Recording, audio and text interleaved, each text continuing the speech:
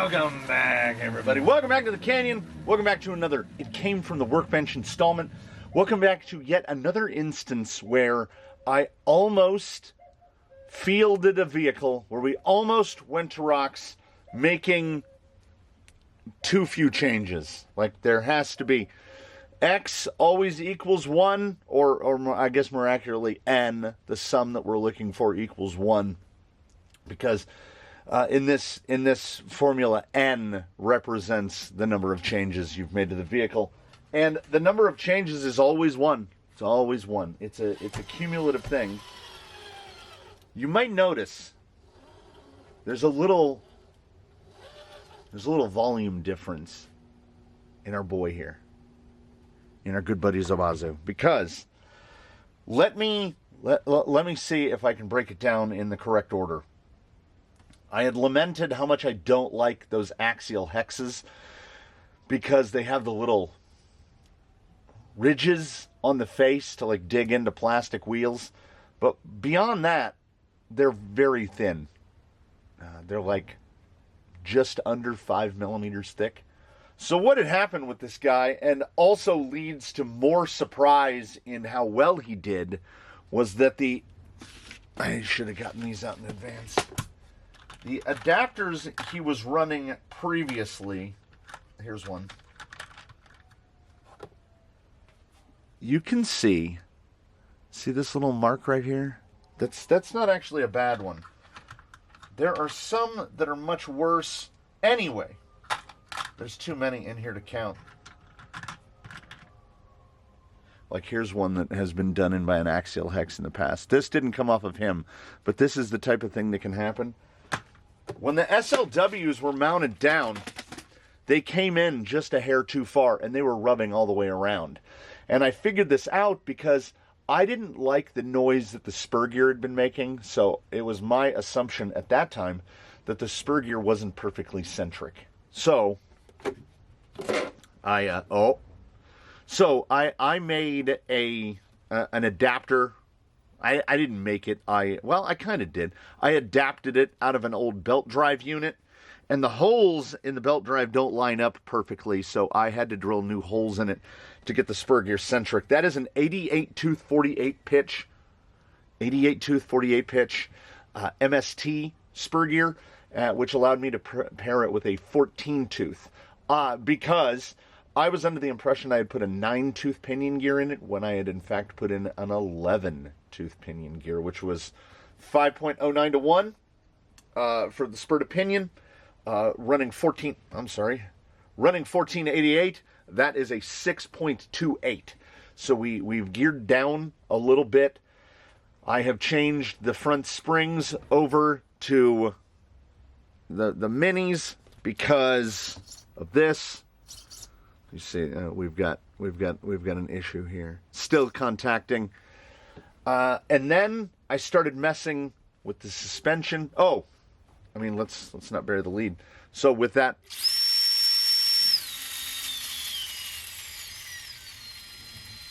so what had happened is, as I was fabricating the adapter, I noticed that there was a lot of resistance. Like, it felt like the vehicle was powered up, and it wasn't. So I would take a wheel off, and it felt the same, and I'd take a wheel off, and I think it was this guy was just bound up. So in any of the running footage since the change to this motor, I had said, this is the best drag brake we've gotten out of the old Yellow Jacket. Now I don't know. we had physical, mechanical drag brake. This tire was binding up pretty bad. They were all binding up to a degree, so I changed all of the SLWs out to ones that are 4 millimeters deep and made sure that everything was free running. And it is. Still not okay. So you can see a little wobble there. The hole in the shaft for this is not designed for this. This top shaft, lay shaft, whatever you'd like to call it, is ever so slightly smaller than one that would come in a typical AR-44 or other gearbox. So when you tighten the nut down, it can shift a little bit, so you can't get it perfectly centered. As I had said, there was that bespoke guy in there, which only allowed you to run base camp spurs. And I just want to be able to run something with 3 holes in the front. Perhaps more importantly, 850 4S packs. Why point at that one when we've got one out? 850 4S pack. And for size reference, here is a 1300 4S. 151 grams, 95 grams. So we took weight off where we want to take it off, and honestly, it just fits better. I think I'll get more than sufficient runtime out of the 850. We're working on a full Mias front end. There are Mias knuckles up in there, and it's a shame. They're so pretty, and they are completely obscured. You can't really see them at all. They don't affect the steering. They don't affect the drag length, or the tie rod length. Everything just lines up. I don't have any more or less toe in or toe out than I did before. We're pretty much neutral. I will say, they come with little brass hats and screws. I am still using the regular shouldered kingpin bolts that come with the vehicle because they came with brass hats and they're brass knuckles. Brass on brass is weird. They're basically just going to kind of come together, and then you're just going to be riding on the threads of the screw, so it's better to have a bigger shoulder to ride on. I would think that those would come with steel hats. I would prefer steel hats or aluminum hats for that application. I just reuse the stock fasteners. I had a thought. Oh, yes. When they run the threads, they run a typical depth thread, a full depth thread, and then they do whatever coating to black them out, whether it's powder coating or whatever it is. Probably if you're going to do these, and they're great, run a tap through them, because they do that thing where when you run the screw and the screw goes, because they were tapped to the correct depth, and then they get filled with the electroplating or whatever it is they do on the brass. So the pair of these is 11 grams, and the pair of those is 133. They are 62.5 grams a piece. So we took off 2 ounces. We took off 56. We took off 56 grams, and then we put 122 grams up here, unsprung. So we took off sprung weight.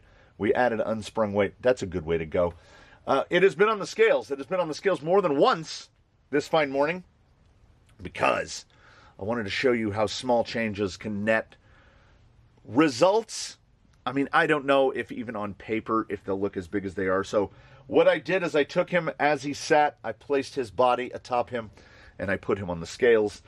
He is sitting at 5.66 pounds. I think he was 5.60 last time he got weighed. So he picked up a little bit of weight, and we know exactly where he picked it up. 3.3 pounds level on the front axle, which is a 58-42 weight distribution. I'm perfectly comfortable with that. If you look at this guy, stuff, nothing, just the servo. So his weight is very centralized, and the weight is fairly amidships. You see, it's a little closer to that we can't quite get our hand through, and we can get our hand through. We're talking 17, 18 millimeters push forward. So, the thing I have remarked about this to a buddy of mine is usually this is not a thing you can do. So, a forward motor mount could absolutely be made for this, and I've been looking at it and trying to figure out how can I hack it, how can I hack bodge it, and just make a forward motor mount that extends off of this plate and just puts the motor right there. It's not a lot of weight to move forward, but I think we could benefit from, and also I can go back to a micro, I can remake this plate and put a micro. There's a lot of stuff. This guy is so good, all right? And let me tell you why. Because I have freedom to tinker. I can do whatever I want. He handles well now. Well, we don't know. He handled well before. Will he handle well now? 3.3 pounds on the front axle. The cross weight's 844 for the combo. Wheel tires is 844, which, oh man, I didn't do the I didn't do the math. 844, we'll just do it rough, divided by 28.5. That's 29.6 ounces. 5.66 times 16 is 90.5 ounces. So what did I say? 29.6 divided by 90.5. 32.7%. We'll call it 33%. There we are again. There's that third. If you remember the Clank episode, Clank has a lot more weight in his wheel and tires, but he's also right about that third. So his sprung to unsprung should be pretty good. Now what I did is I scaled him twice. I scaled him not as he sits now, but he looked exactly like this. You won't be able to tell the difference unless I point it out. And his CG is really low. It's got the typical split that you would ordinarily see having, ascending and descending, because we've got a little... the spring rate in the front matches the spring rate in the back, so we didn't change that. The CG, and I don't know how well we can point at it while it's on the ground. So imagine that it's sitting on the ground when we lift it up to show you. The CG is right there, right at the bottom of that little trapezoid? Rhombus? Right at the bottom of that little shape. So, that is really low. Because of the proportion of the total weight that is unsprung, the CG is effectively at the links. It's just a hair, like the top ledge of the links. So that's really low. Nay, it was. We moved it. Because what I did is I wanted to see, and this was based on cross weight. Static, we had a 51% cross weight. Cross is this wheel and this wheel added together. And we've seen the guys do the leg lifter, right? It's because when you get up into this position, all the weight transfers down onto that loaded tire.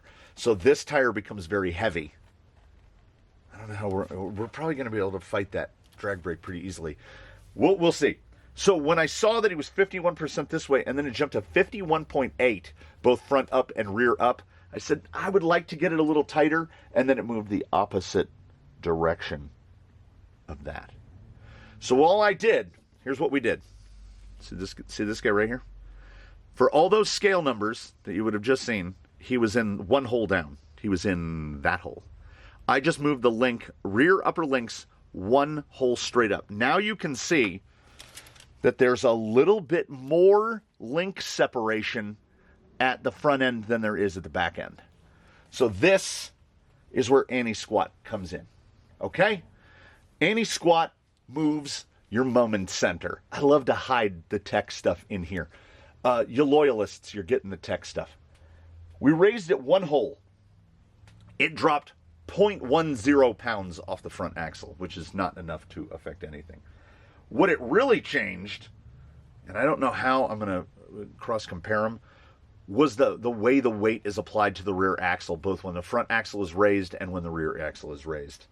With the rear axle raised in this configuration, this tire has less than a pound on it, 0.99, but it distributes it very evenly. And in fact, it puts more weight on this tire. So, potentially, we might see a little bit of lift here still. And that is because of the orientation of the gearbox, and I'd mentioned this before, all of our mass in the middle, you see hulk of the gearbox, dig servo, battery, we have more weight on this side. That is going to, now you would think more weight on this side, it's going to push that tire down and lift that tire up. That's exactly what's going to happen. How bad it will be though, because we raised the overall CG. The CG went from 2.71 inches to 3.24 inches. So we raised it a half an inch. So the CG came up here to the top of the ring. But that is the cumulative CG. The CG gets worse when descending, and I don't mean worse. What I mean is higher. It's lower, like this, which it should be, right? Because we're transferring weight to the rear.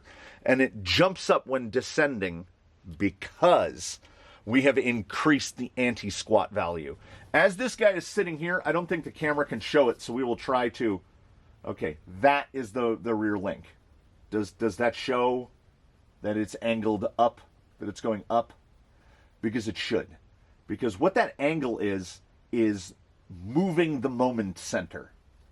The moment center is the imaginary point on a plane where the vehicle wants to rotate.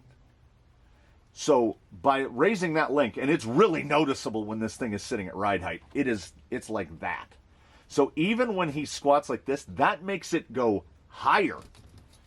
Now that any squat line is like that.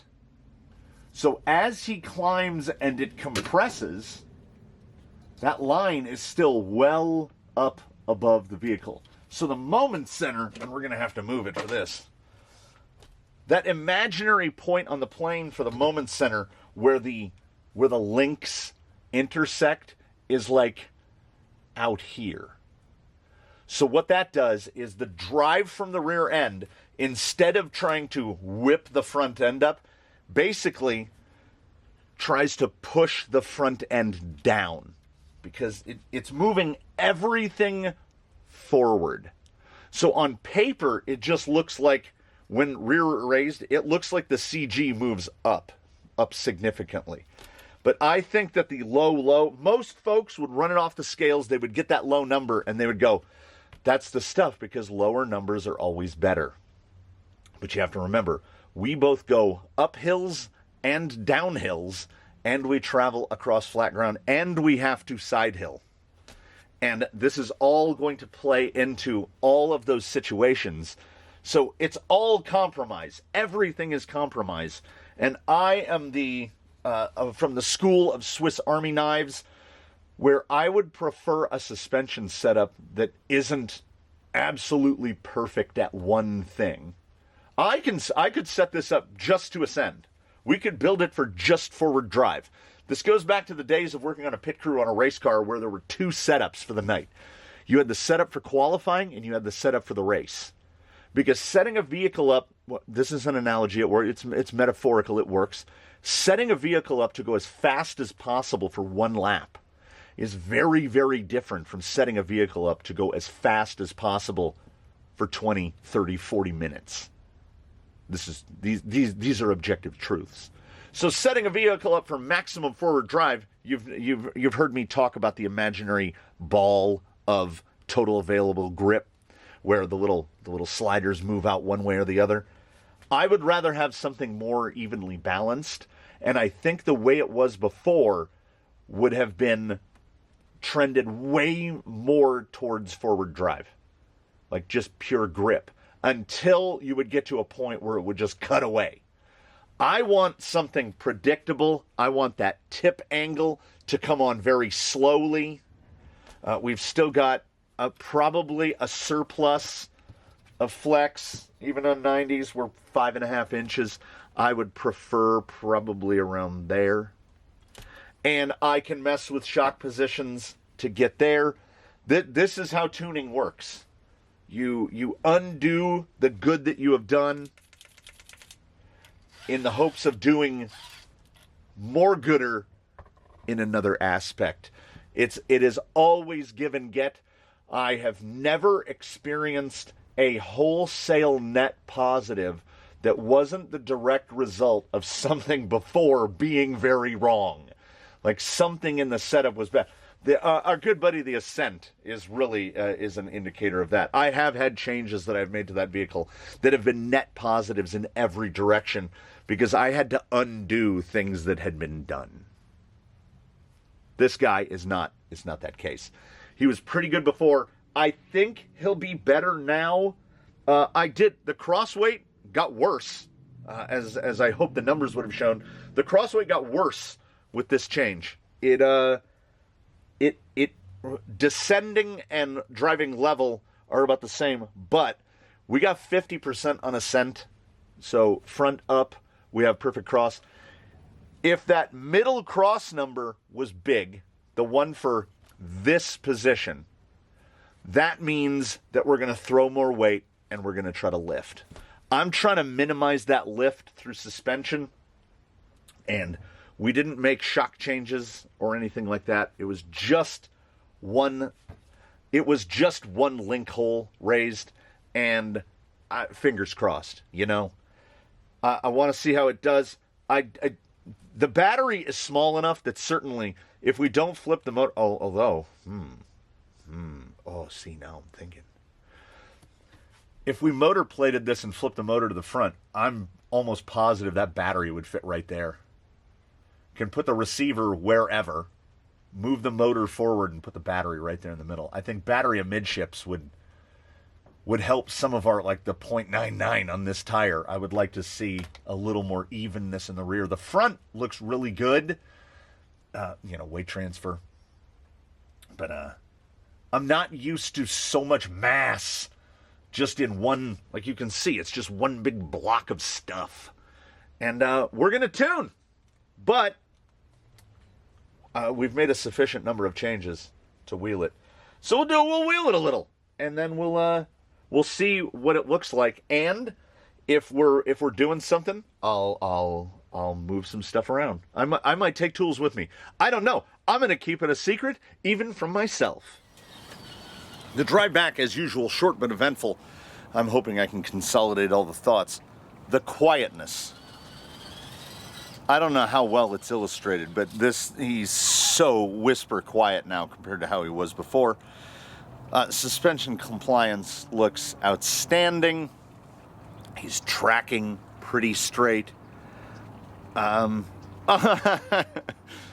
put an underdrive gear in the rear axle, so he's got 827 in the front and 833 in the rear, so he should be 18% underdrive, so there's a change.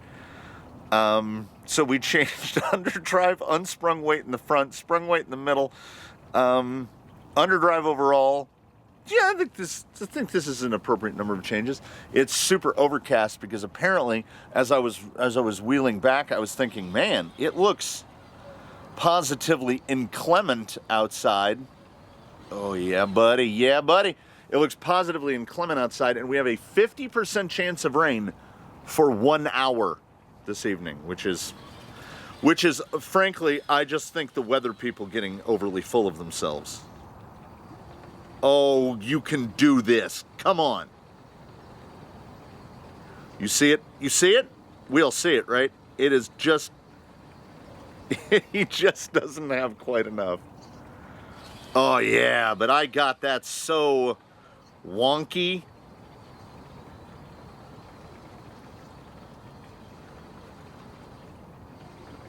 Oh, the amount of drive, we're kind of at the effective limit of the amount of drive that's in the tire.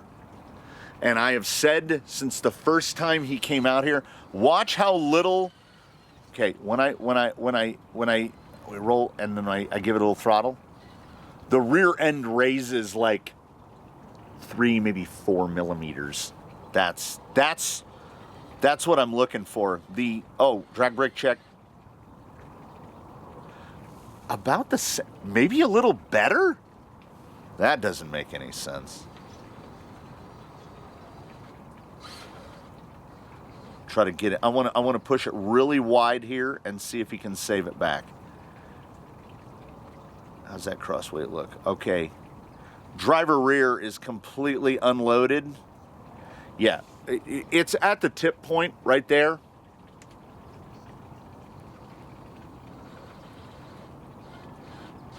Seeing if I can nudge the front through dig.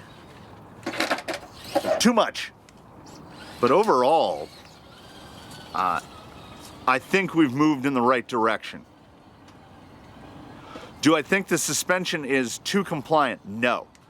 Do I think the rear suspension might act a little quickly? Is this one of those rare instances where we have a rig that's running different oil weights running front and rear? Honestly, it might be. You saw that, right? That weight will straight transfer. What's our breakover looking like?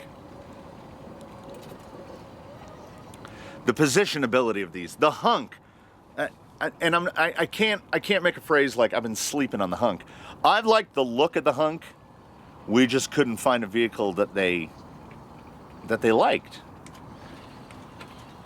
And I could just wheel this around here. It's strange that he's a 313 wheelbase and he looks so long. He looks very low. Is it the lowness? Is it how low he sits with that low CG? See if we can replicate that. Give it a little. No, it was really good. That was really well behaved. And I did bring that bag of tools because I'm constantly under the impression that I'll have made things infinitely worse. When the truth of it is, in general, we make it modestly worse and or better. Oh yeah, it's just better. More anti-squat is, I mean, I can't say always better. There is certainly a point of diminishing returns. But he is not lifting a corner at all. And it's still imperfect. And now the idea of FMM allowing the battery, oh yeah. There's more drive too. Do I want to say that I'm wrong and that there's no change that you can make that is just universally good, like it improves in all aspects? I don't have to, because I can't, because if you'll recall, we changed link position, front shock springs, underdrive, overdrive, the size of the battery, knuckles. We made one canyon change, and that canyon change, n equals 1, is a net sum good. And the gearing. We changed the gearing. How could I forget that? It is not, that was a thought that I had while I was busy pondering the weather. A change in spurt opinion from 5.1 to 6.3 is not an insignificant change. And I'm noticing that perhaps more than anything. And I don't just mean in terms of the quietness. Here's where are we gonna, how much lift are we gonna get? How much does he want to come up? I think he's gonna fold. I'm trying to give it too little throttle. Yep. Wahoo! I hope the camera caught me saving my own error. Honestly, did I say track width? No. Like 237. 9.5. I generally shoot for about 10. But I'm looking at the relationship of those front tires to those fender flares, and I'm like, is it going to stuff it into the fender? We'll go the high approach here. I feel like I could get some width and be all right with it.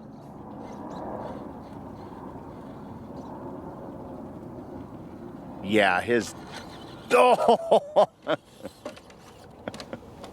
That was great. I loved that. Working on this guy has really changed my feelings towards what classifies as... Nope. What classifies as heavy and what classifies as light. Right? We brought him from 5.6 to 5.66. Yeah, in anything except the most extreme. It just four wheels straight down. 5.66 is apparently fairly lightweight.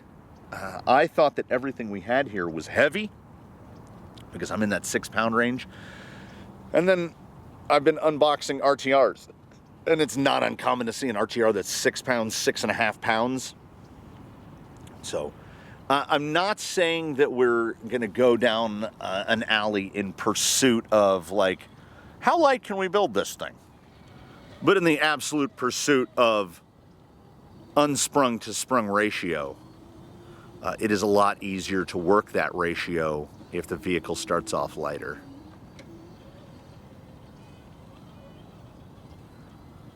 It is handling very neutrally.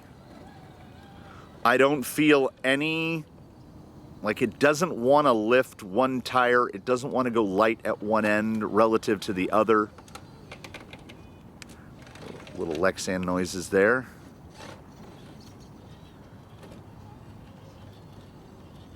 Honestly, I think the side hill performance, particularly at 237 wide, this kicking the tripod, the side hill performance is really quite good. brought about by a pretty low CG, because our ascending CG, I had mentioned on the Clank episode that I'd never had a vehicle with where the CG point is the same when scaled front up as rear up. This guy definitely goes back into that usual thing of the CG shifting quite a lot, whether it's front up or rear up. Because I think, as was accurately pointed out in the comments of that one, Clank does not have enough anti-squat.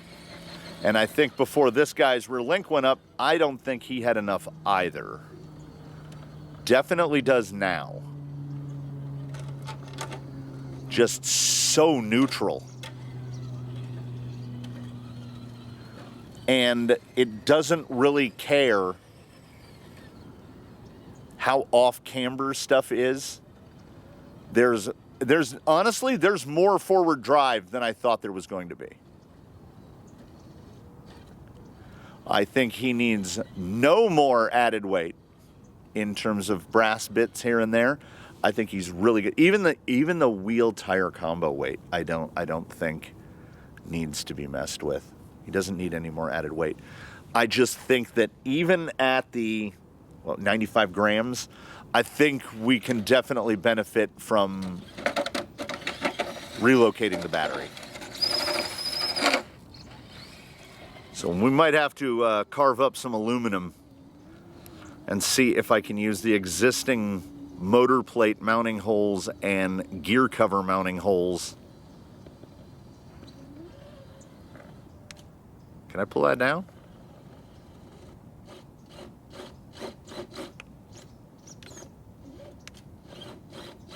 Get over. Get over. Look at him. We got clearance in the rear. It's getting really light. It's getting really light.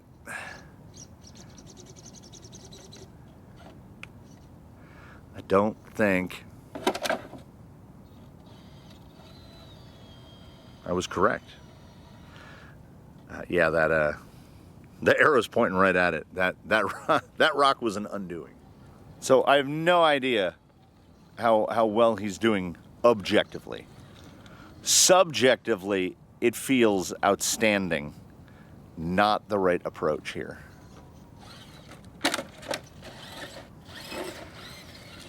I mean, the width is the only thing, and honestly, I think in terms of width change, air quotes, normal hexes. Get rid of the axial, real skinny things that they love to ship out. His low speed is very good. Yeah, we spun that one. That counts in canyon terms. I don't know. The tendency with how low the CG is and the 33%, the tendency of this thing to land on side or upside down is, I guess that's just body shape. Instead of rolling out all the way, I think the Zool catches a little. Let's see if this can stay up.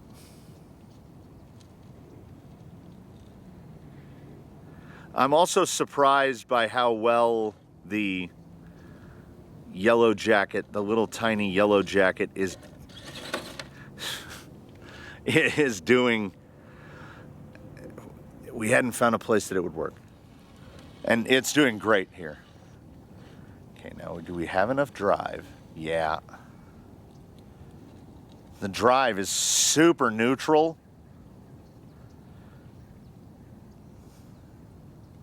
Yeah, see, we need V2 gates here. Did we hit that gate? I couldn't tell.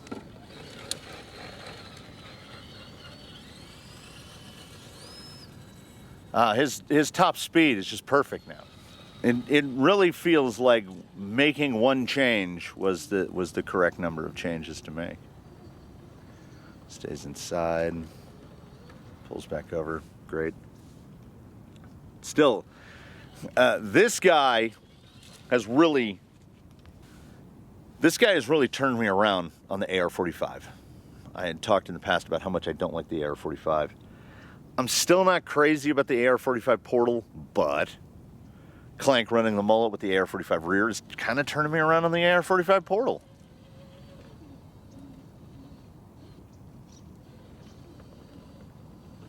Hold it.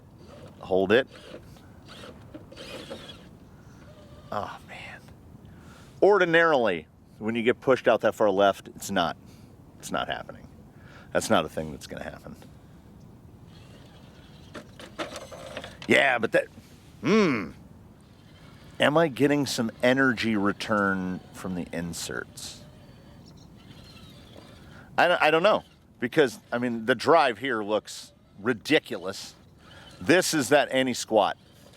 Where we get to this moment right here, and it basically, the rear end is forcing the nose down. Which is, you know, what we want. How far can we get over? All the way. You know what it might be? Might be links bound in. It might just be throttle curve. I need to put a little curve in because on our good Rhino on the Outrunner, if you give it too much pop in reverse, this thing just shoots backwards. Let's side hill it across here. Yeah, it really wants to keep the front end down and then we're on the lid. I'll figure out how to flip this guy. You know, you got to get used to each platform. We've done front side ascent a number of times. We will cap this one off with a backside ascent. There's a number of different routes you can choose on here, provided you can keep your front end down on that route. Got to get that rear over. I want to stay a little, it gets really steep right here. I got to get that driver rear over a little more. Okay, if I can shuttle the rear end right, a little more, right there, I should be able to get it over. And I'm getting no lightness in that front end. Get up there. Little scrabble on the loose stuff. Okay, I'm going to try to clear the rear links. Bellied up a little right there. Hannah Montana is not to be trifled with. We'll try from this side if I can get over that. Oh, got pushed back a little. Yeah, it's me. It's me. My tendency is to just flick that reverse and really shoot it backwards. Okay, here's where the position we can get into where we can get the front really light. Come across here. I am still surprised by how much forward drive there is. Will that pull? I think it can. You can hear the dig unit kind of flopping around. Combine that with angry Lexan noises, and it sounds like we're having a significant problem.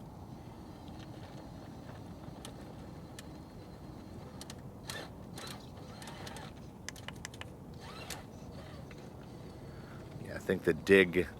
I don't think we have the dig endpoints quite perfect. That's something I'm going to have to tinker with.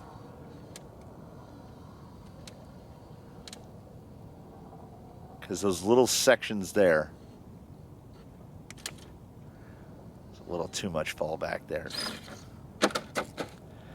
Yeah, I have to tame that reverse.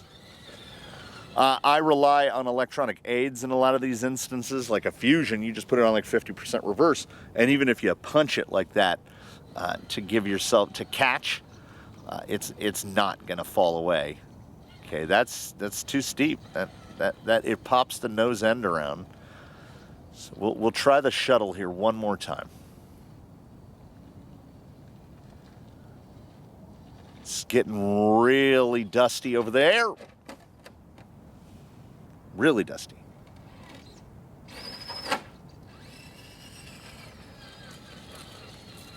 Most of the ruckus of this guy is front tire into fender.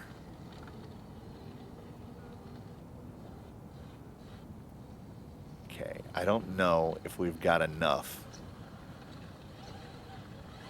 Use a little wheel speed to try to... Yeah, we're going to go for a bump here.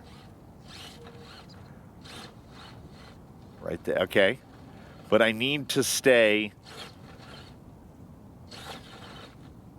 A little more. I need to stay to the right of that point. Yeah, the dig is... Dig is not helping right now. Yeah. Yeah, you can watch the rear wheels stopping.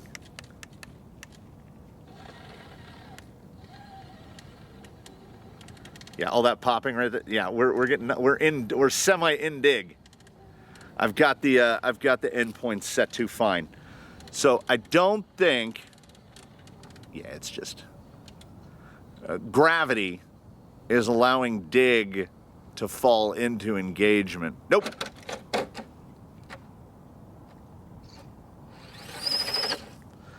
Nice reverse self-right. So it's beautiful because we have little things that need to be tended to, but I don't think that there's any large glaring issue. I think going up that hole was big. I am definitely going to take a close look at that motor mount and see what I need 3 points. I just need 3 points, and I think the gear cover only attaches with 2 screws, so I'm going to have to figure out where to put a 3rd screw, because if I can just build a front motor mount off of the existing motor plate, that's the dream. That's minimal fabrication. I can get lazier with it. Then we'll put them, then we'll move things around. So the next time this guy appears, you might see something real different. That's the angle we're going towards. And I will definitely have fixed the dig by that point, for sure. That'll take 2 minutes.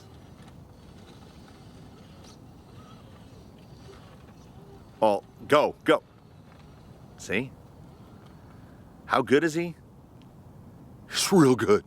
I hope that you've all had a real good time. I hope that in between now and when we meet again, you do your very best to have a real good time. We'll see you again soon here in the canyon. It's a beautiful overcast day. If it rains for an hour, I ain't care. We'll see you in the next one for sure. Do the things. Check out the links. Check out the t-shirts, etc. Like and subscribe. Blah-de-blah, blah, blah, blah. We'll see you in the next one, everybody. Thanks for dropping by the canyon. We loved having you. This is dangerous. He did all right.